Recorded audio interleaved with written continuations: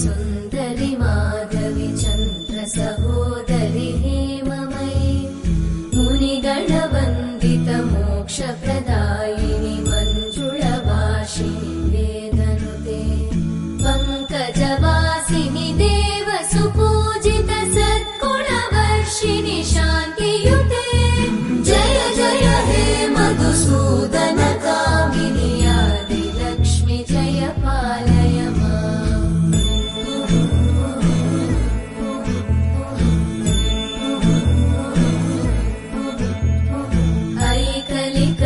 ऐकलिकल्मषनाशिनि कामिनि